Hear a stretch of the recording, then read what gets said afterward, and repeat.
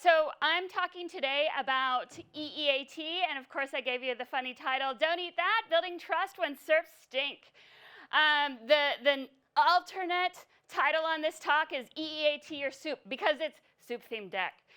If you don't know me, my name is Cindy Krum. I'm the CEO of Mobile Moxie, based in Denver, Colorado. We started in 2008, but I've been doing SEO since 2003 or something like that. In 2022, I was named by the USA Today as one of the top 10 most influential experts. I've written a book. I've worked for some of the biggest international brands, and I live and die by this stuff. I love it. Unfortunately, it means I don't have much of a life outside of SEO. So let's jump right into it. What is EAT, and why should we care? Obviously, hopefully most of us know that EEAT stands for expertise, experience, authority, and trust. These are the signals that we try to optimize for to create the sense of quality for Google. And in e-commerce, there's a long list of things that we can do that we assume or that we think might be part of what Google is looking for in terms of EEAT. It's things like having a price on the page, having the right schema on the page, having a unique description, having great images, lots of things that we've heard about today. And all of this is important for ranking in Google, but I think that the way SEOs have been interpreting EAT is a little wrong, or maybe a lot wrong, because to me, it's always bothered me that these kind of concepts, expertise, experience, authority, and trust, they all kind of sound like the same thing, because how can you have trust if you don't have expertise, and how can you have authority if you don't have trust or any of the other things? They all kind of blend together, and I don't think it's very clear or helpful to split them out. But some SEOs obsess about it, and they're like, well, I have the T, but I don't have the A, or I have this, and I need to build up that. And I think that's the wrong question, waste of time. What I'm going to try and convince you today is that with EEAT, Google doesn't know exactly what they're looking for. It's not a checklist per se. They don't know what's in the soup. They just know they like the soup of your EEAT if you're ranking, or if you're not, whoever is. So Google's been specific about the communication related to EEAT, and they've said it isn't a specific ranking factor, it's a mix of factors, and they've also said that it can vary depending on how much expertise, authority, and trust is needed. If it's a YMYL, your money or your life type of query, then more EEAT signals are needed. If it's not, then maybe less or different EEAT signals are needed, right? And that makes sense. But remember, this was written, EEAT was written for what Don was talking about earlier, the search quality rater guidelines, which are human raters. And so when Google says EEAT isn't a ranking factor, that's an easy win for them, because they can dodge the question and say, yeah, it's an acronym that we built for our humans. It's not a ranking factor. And then they don't have to talk about it too much anymore. But it has gotten controversial pretty recently. Like last month, there was some big Twitter drama about EEAT because search liaison Danny Sullivan got on Twitter, and he was actually joined a thread that started to be about Core Web Vitals, and he was like, Core Web Vitals isn't a ranking factor, EEAT isn't a ranking factor, and he everyone got really upset, and they were like, wait, what are you talking about? Like, why would you talk about EEAT? Why would you talk about Core Web Vitals if they weren't ranking factors? And so all of Twitter freaked out and created some great memes because they also started talking about, well, is it a signal? Is it a factor of a factor? Is it some kind of other tangential secondary ranking factor? And Danny rejoined the conversation and was like, no, it's not. It's just a thing that we have human rater guidelines. And then he kind of added to it, and he made it even worse, because he said, well, we kind of we count those things as the same, like a signal, factor, ranking system, whatever. And then everyone freaked out even more, and there was a lot of press about it, and people got really frustrated, right? And we got frustrated because we care, because this is important, because they could have, if that was the case, they could have said it 2 years ago when we really started talking about EEAT. They could have made that clear that it wasn't a ranking factor, and by then everyone would have figured out that they're just kind of trying to get us to read between the lines, or hoping that we don't read between the lines, that it's it's an acronym for something for humans, and EEAT might be part of the algorithm, but they don't call it that when it's in the algorithm. So why is this important? What I want you guys to understand about EEAT is I want you to think of it like a soup, hence the theme of the deck. Because there are a lot of different final results. There are a lot of different soups you could have with a lot of similar primary ingredients, and they change based on what the end product is. But one ingredient can change the final result, change the soup, and it can never actually be pulled back out entirely once it's been added. But it could change the whole flavor, right? Spices or one ingredient could really change what the soup is. And that's how I think about EAT. It's a mix of signals that changes quite widely, and there's a wide range of different soups. And your job as an SEO is to, yes, read the quality rater guidelines for the humans. Know that Google probably cares about things in there. Of course they do. But consider it a tasting guide, right? Consider it an educational guide of what you're looking for and how to get the essence or the flavor or the nuance, like it was a good wine, but it's a soup. And as an SEO, we know that, like, yes, checklists are great. Everyone loves a good checklist. But if you need specific instructions to do something right, then you're a cook. You're not very advanced. It's like having to rely on a recipe because you have no idea what's going on. If you're a chef, you can taste the final product and you can get it and you can understand it. And that's where we want to get you guys. We want you to be a master chef of EEAT. And so, you have to understand, start with the basics. EEAT evaluations are not binary. They're not yes or no. Checklists force you into a yes or no. They are not that. It's on a spectrum. And it's on a lot of different spectrums, potentially. And it's not universal. It's going to change topic by topic, query by query, industry by industry, to meet the needs of the user, because that's Google's job. They don't care about SEOs and how hard our job is. They care about users and pleasing them. So they have to fine-tune it in every case. And then they're not stationary. They move. Think about all of the languages and countries that Google has to work in. They have to change over time, and they have to do it in an automated way. If it was a checklist that was like every medical site or topic has to have these 5 things to have its EAT, like that's not scalable. That's unmanageable. So it can't be stationary. It's not stationary. It never was. And the example I give here to help illustrate this, another dental reference, Jono and I found out about this at the last minute, that we both have dental stuff. But I talk about flossing, right? For years and years and years, Google knew what flossing was. It was a dental query about how to clean your teeth properly. And then it changed, and this was, oh man, it was an animation. They were both doing silly things. So this one was flossing her teeth, and this one was flossing the dance, right? Because all of a sudden, flossing changed meaning. And it's not like someone called Google and said, hey, Google, now flossing is all about a silly dance, and you need to reorganize what's important in the search result. They had to do it on the fly. And what they did was they noticed that people were clicking lower and lower in the search as the flossing videos and memes got into the search result. And Google was like, hey, like automatically their algorithm were like, something's going on here. We need to change what it takes to rank for this query. What is a good result? It's no longer boring flossing, and now it's silly dancing. So, as SEOs, that makes our life a little bit harder because there's no checklist, it's constantly changing, and it changes from one topic to another, or one query to another based on intent. It changes like every time. That's tough.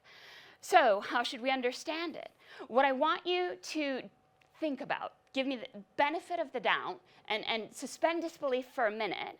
We know from some of the court cases that Google has finally admitted to using click and engagement data as part of their ranking algorithm, right? They've told us for years that they didn't, but now they've said, well, yeah, we do.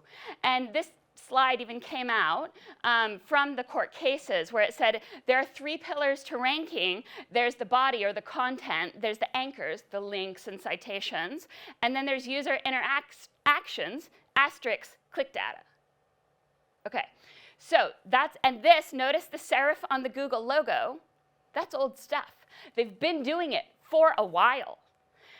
And what I want to posit in your mind is that perhaps instead of a thinking about EEAT like a checklist. We think about it like a result of click data, a result of engagement data that, that Google is tapping into as a ranking factor. Now, this is an article by Kevin, who spoke earlier, amazing article called The Elephant in the Room, and it tackles this idea head on. Well, it tackles this idea in a more preliminary way, and it says, yeah, no one's talking about this, but Google has and was using click data, and that changes the game for SEO. And we need to address it, but no one wants to talk about it because Google doesn't want to talk about it, and like Google's been denying it, even though SEO's been proving it out for years and years with tests and things like that.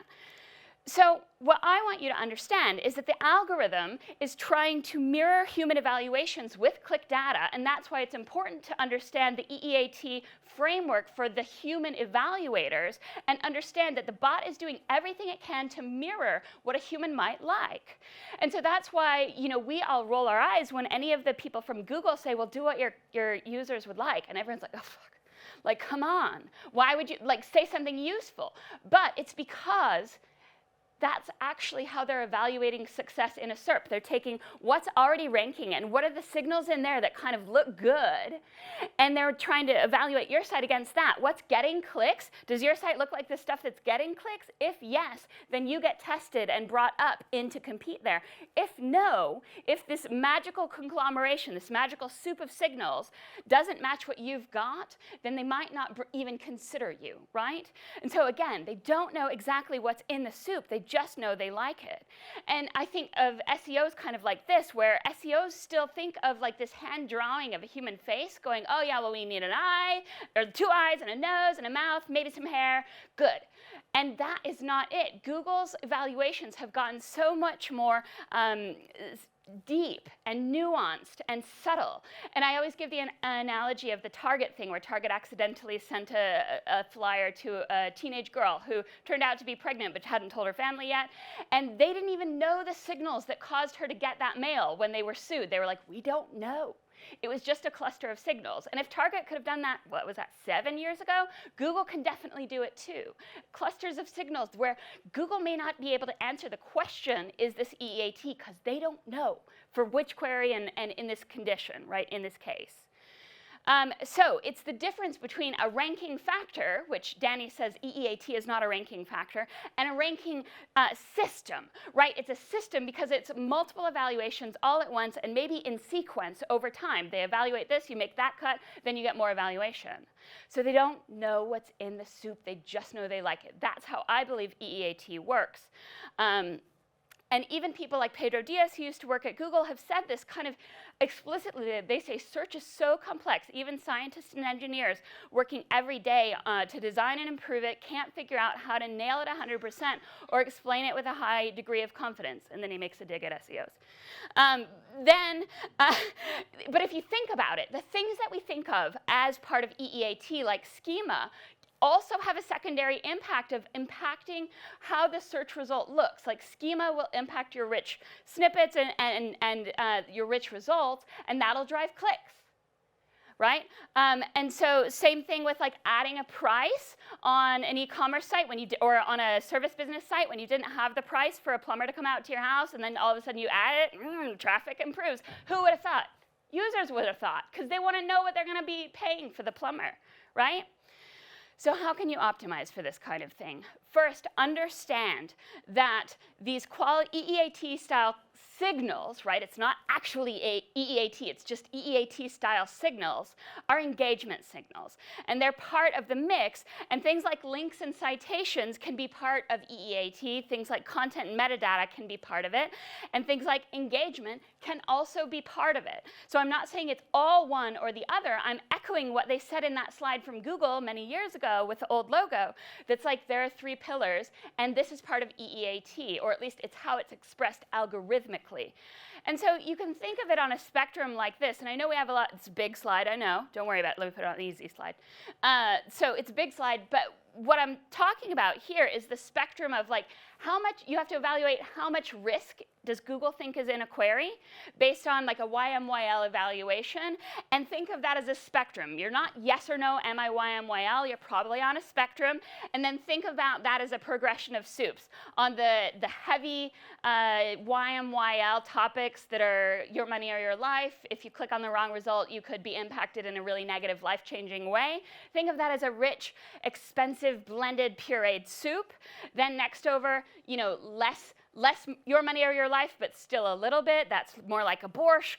And then you get over to like maybe light information about a high expense purchase like a car. That's like a bit more chunky. And then you get to entertainment, which is like there's zero money or your money or your life in there. It's more just about like what's getting engagement.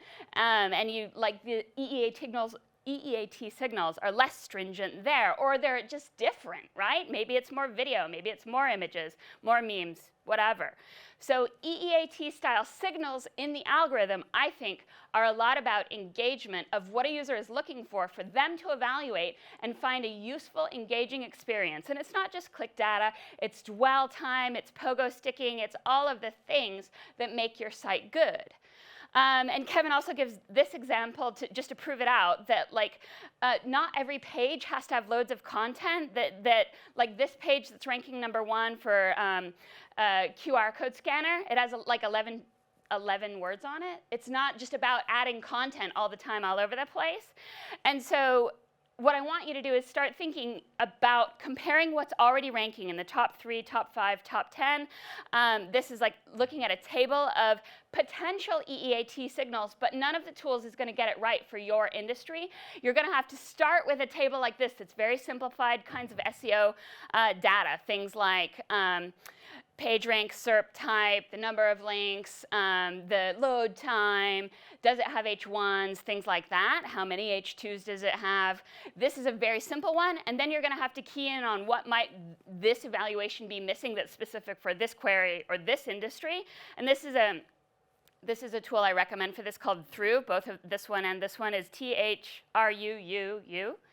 And you can do things like average what's in the top and the bottom, and the number of keywords, the number of H2s. It'll do things like give you the top and bottom number of how many words are on the page, how many images are on the page, how fast the page loads, what's the performance score. It'll give you an outline of all of the top ranking pages, H1s and H2s, so you can just get a quick sense for what's going on all of the top ranking pages.